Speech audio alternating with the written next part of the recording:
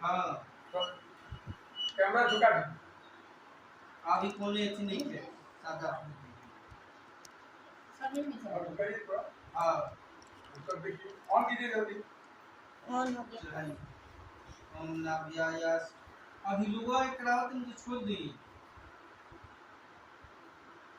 ओम नाभ्यायासी नंतरिक्षगं शीष्णं विष्णुता पद्भ्याम भूदिशा श्लोकात् कालोकाय कल्पनाय कल्पनाय स्वाहा अपनाय स्वाहा समनाय स्वाहा उदानाय स्वाहा वेनाय स्वाहा जल छुन विमने विद्यामि विद्यान्ते आत्मनिर्भर जलम समर्पयामि भगवते साम सदा शिवाय नमः शिव पूर्वागाय नमः लोम जय चिच्चनाय उनकी कलम है ये में एक ही वो क्या है लसो और जी ये बुझाई ये लेकर आ जी कंट्रोल ले बेटा कंट्रोल बाल है छोटा बात है छोटा ए चलो एक हेदी का है छोड़ दो यार बात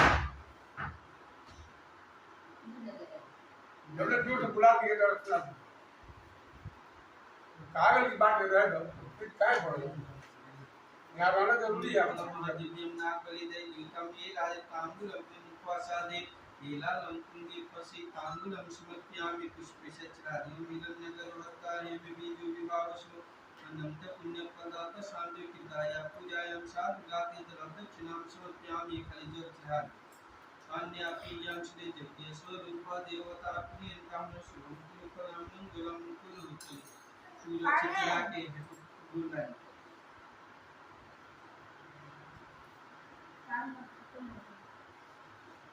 बोलिए शंकर भगवान की फूले के हाथ में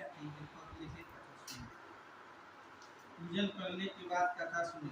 सूर्य जी कहते मंदार की माला से जिन पार्वती जी का केस पास अलंकृत और मुंडों की माला से जिन शिव जी की जटा अलंकृत जो पार्वती की दिव्य वस्त्र धारण किया जो शिव जी की नंबर नंगे ऐसे श्री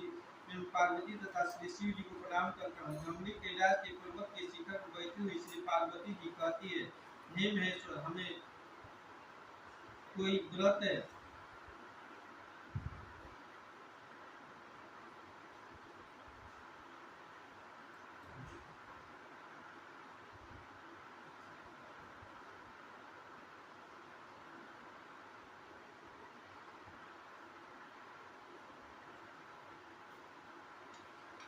जमुनी कैलाश के पर्वत पर शिखर में बैठी श्री पार्वती जी कहते हैं मैं हमें कोई गुप्त व्रत या पूजन बताइए जो सब धर्मों से सरल हो जिसमें परिश्रम भी कम करना पड़े लेकिन फल अधिक मिले हे नाथ यदि आप मुझ पर प्रसन्न हो तो यह विधान बताइए हे प्रभु किस तब व्रत या दान से आदि मद और अनंत रहित आप जैसे महाप्रभु को प्राप्त हुए शिव जी बोले हे देवी सुनो मैं तुमको एक व्रत जो मेरा सर्वत्र छिपाने योग्य है लेकिन तुम्हारे प्रेम के वशीभूत है पर मैं तुम्हें बतलाता हूँ शिव ने कहा भारतवर्ष में जैसे नक्षत्र में चंद्रमा ग्रहों में सूर्य वर्णों में ब्राह्मण देवताओं में विष्णु भगवान नदियों में गंगा पुराणों में महाभारत वेदों में सामवेद और इंद्रियों में मन श्रेष्ठ है सब पुराणों पर वेदों का सबक जिस तरह कहा गया है मैं तुम्हें एकाग्र व्रत बताता हूँ एकाग्र मन से सुन जिस व्रत के प्रभाव से तुमने मेरा आधा आसन प्राप्त किया वो मैं तुमको बतलाऊंगा क्योंकि तुम मेरी प्रेयसी हो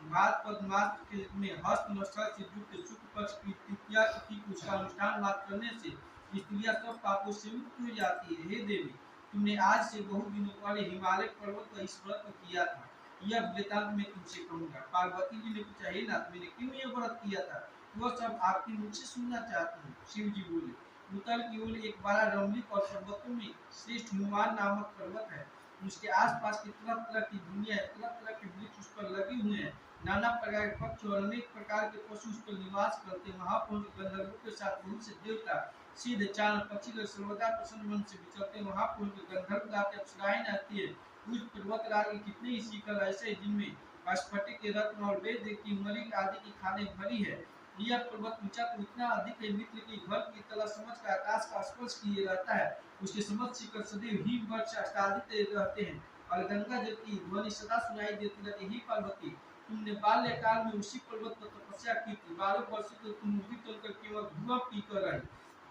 64 वर्ष तक तुम सूखे पत्ते खाकर रही माघ मास में तुम जल में बैठी रहती और वैशाख की दोपहरी में पंचाग्नि तापती श्रावण महीने में जब रहता तो तुम भूखी प्यासी रहकर मैदान में बैठी रहती। तुम्हारे पिता इस तरह के कष्ट सहन को देखकर बड़े दुखित हुए, चिंता में पड़ गई कि मैं अपनी कन्या किसको दूं। उसी समय नारद जी वहां आ पहुंचे। उनसे नारद जी उस समय तुम्हें देखने गए थे। नारद जी को देखकर गिरी ने अर्घ्यपात आसन आदि देकर उनकी पूजा की। हिमवान रहे स्वामी आप किस लिए आए हैं? मेरा होगा आपका आगमन मेरे लिए अच्छा है। नारद जी ने कहा हे पर्वतराज सुनो, मैं भगवान विष्णु का भेजा हुआ आपके पास है। आपको चाहिए कि युग कन्या किसी युग बल को दे। भगवान विष्णु के समान युग बल ब्रह्मा इंद्र शिव इनमें से कोई नहीं। इसलिए मैं यही कहूंगा कि आप अपनी कन्या भगवान विष्णु को